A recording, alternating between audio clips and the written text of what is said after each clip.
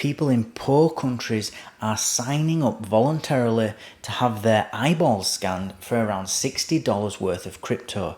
And in this video, we take a look at why they might be doing this and what effect this is having on crypto.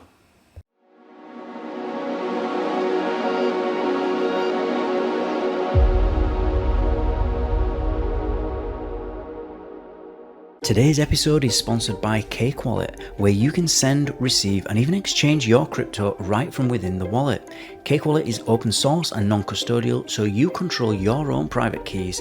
Available today on iOS, macOS, Android, and Linux. Good evening, everybody, and welcome back to Enter Crypto, where every single day I keep you informed and fully up to date on all things happening in the cryptoverse. If that sounds like something you'd be interested in, then like, subscribe and click on the notifications bell so that you do not miss out on any future updates.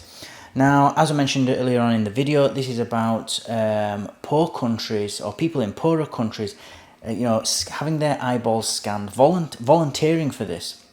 And in particular, this article is aimed at Africans. So this is from CNBC. I'm not going to read through the whole article just because it's quite lengthy, but we'll cover the main points and we'll quickly read through it and then we'll comment after. So it starts off by saying, for the past year, Kenneth Byarugaba has been working as a runner for WorldCoin in Uganda. His job is to get as many people as possible to scan their eyeballs into a big metallic orb in exchange for about $60 worth of crypto.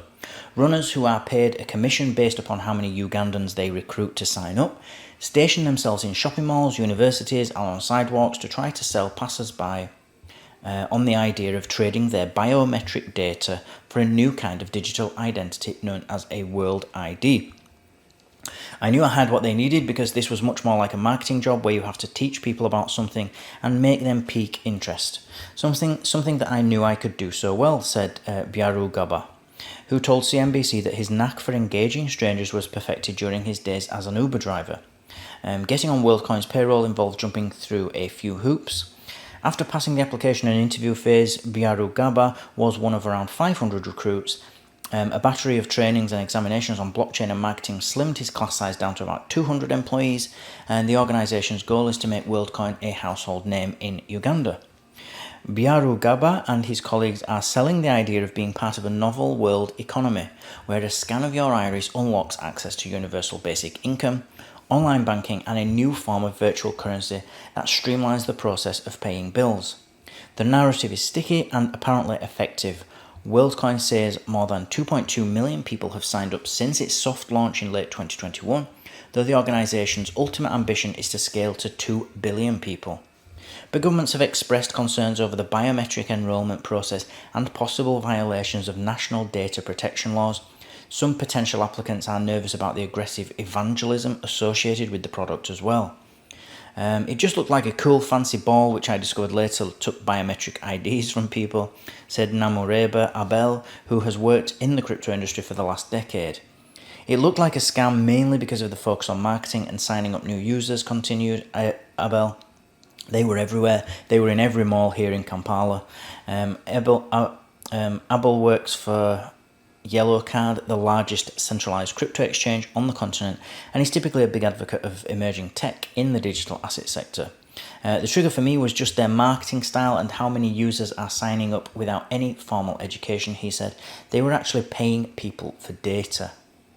So this is really turning into a dystopian nightmare, and as we mentioned when we covered this video, we did a video about WorldCoin about 2 weeks, I want to say about 10 days, 2 weeks ago, something like that.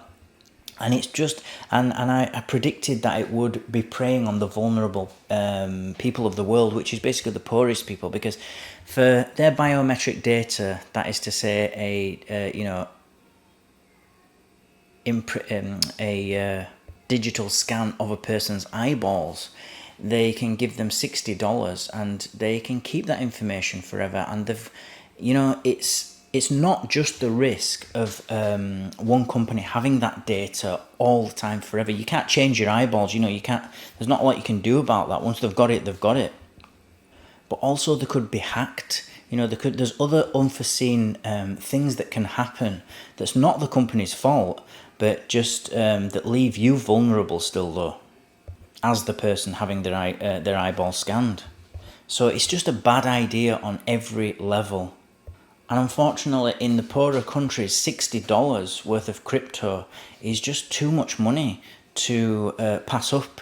You know, in a country like Uganda or Somalia, you can imagine that, you know, it's for people who live below the poverty line, they can go to work all month and not earn $60. So to just scan their eyeballs is for $60 it must be like a dream come true for them, and that's really sad because they don't have the same options that we do, say in the West, where $60 doesn't mean that much to us. If someone says, you know, I'm going to keep your eyeball data, your iris data forever, and I'm going to give you $60, somebody in the West might say, that's not worth it. You know, I don't want you having my personal, it's not even, it's ultra personal information then. It's not like a bank account or something that's linked to you. It is you, you know, your biometric data is you. It's not just linked to you. So, you know, things like fingerprints and eyeball scanning and stuff like that is very valuable. And it's far more valuable than $60. But to somebody in a poor country, of course, that's just, they're highly incentivized to just take the money and worry about the consequences later, because that kind of money doesn't come around very often for them. So somebody needs to get involved here, you know, somebody needs to get them to cease doing this, because it's not going to end in anything good. So that's what I've got for you today, guys. As always, thank you for watching, thank you for listening. Don't forget to give the video a like and subscribe if you haven't already. And this is all, of course, if you feel you got some value from the video. And I'll see you all tomorrow.